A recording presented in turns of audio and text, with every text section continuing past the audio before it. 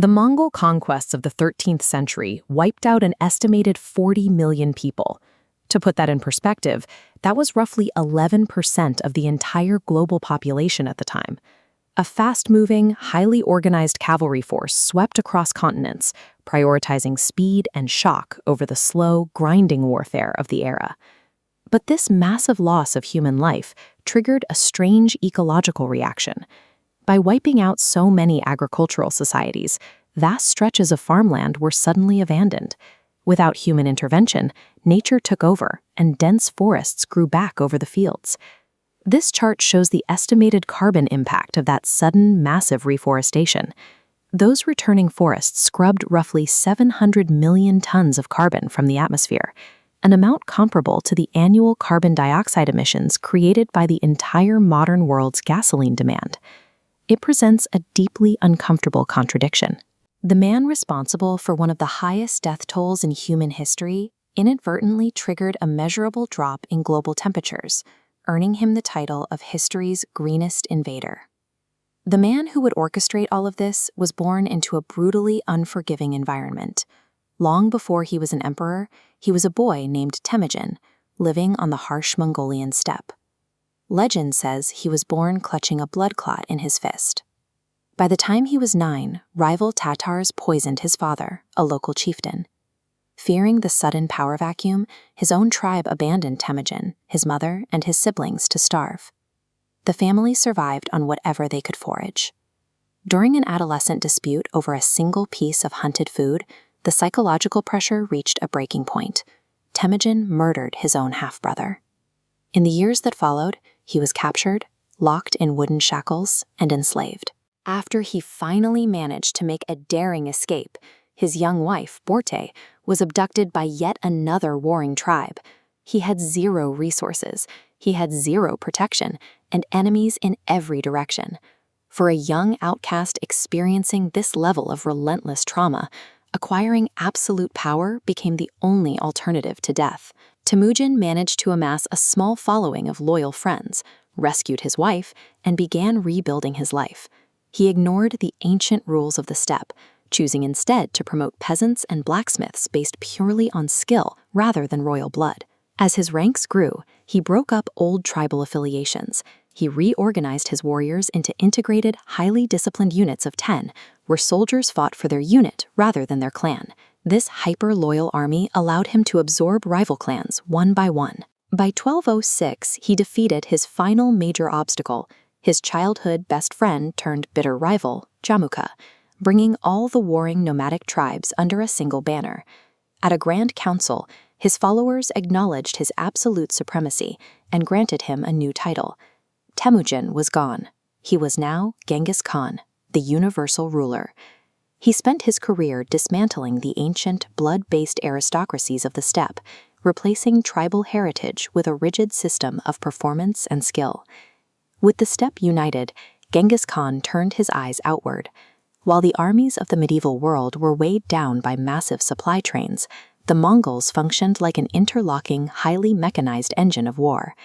Their signature maneuver was the feigned retreat. Mongol units would pretend to panic and flee, sometimes for days. Once the opposing army broke ranks to chase them, hidden Mongol flanks would snap shut around the overextended enemy. This was made possible by their mastery of the horse, paired with the Mongol composite bow. Made of layered horn, wood, and sinew, it could fire armor-piercing arrows with precision at hundreds of yards. Maintaining a rapidly growing empire across millions of square miles required communication, so they built the yam, a postal relay system utilizing tens of thousands of horses across a network of 10,000 way stations. Messengers carrying official dispatches wore a medallion called a paisa. Holding this tablet granted the rider absolute authority to demand fresh mounts, food, and safe passage anywhere in the empire, day or night. Between their mobility on the battlefield and their lightning-fast communication network, the Mongols engineered the logistical and psychological collapse of entire civilizations. When the Mongols approached a new kingdom, the terms were stark and uncompromising. Open your gates, submit to the Khan, and you will live. Resist in any way, and your civilization will be erased from the earth. In April 1221, the Persian city of Nishapur resisted. During the siege, one of Genghis Khan's sons-in-law was killed by an arrow. In retaliation, the Mongols breached the walls and killed every living creature inside: men, women, children, and even the livestock. To ensure no one survived by hiding among the dead, the Mongols decapitated the corpses and arranged the severed skulls into massive pyramids outside the ruined city walls. Later that same year, at the city of Urgench, they went a step further. After the massacre, Mongol engineers broke the local dams and intentionally diverted a river to permanently flood the city, ensuring the area could never be inhabited again. Today, you can still find the skeletal remains of former Silk Road hubs that the Mongols completely leveled. Cities that were once vibrant centers of trade were turned to dust in a matter of days. This apocalyptic violence was a calculated tool of diplomacy. By making examples of places like Nishapur and Urgench, the Mongols ensured their enemies understood that resistance was synonymous with suicide. As cities burned, Genghis established a strict legal code known as the Yasa. It was designed to maintain order in a new, highly structured society.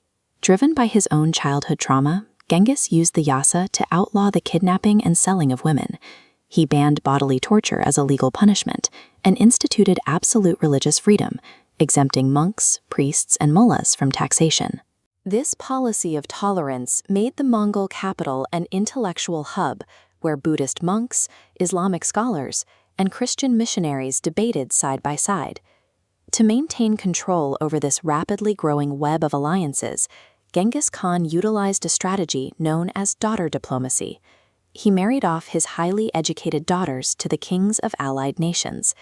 The kings were required to dismiss their other wives and immediately join the Mongol vanguard. When the kings died on the front lines, Genghis's daughters inherited their realms, creating a loyal buffer zone around the empire. While the men were away expanding the borders, it was the widow queens who managed the finances, maintained the trade routes, and actually governed history's largest contiguous empire. In August 1227, Genghis Khan died from internal injuries after a fall from his horse. Before he passed, he gave a final command. He was to be buried in an unmarked grave, hidden from the world forever. His most loyal soldiers carried his body back to the Mongolian heartland.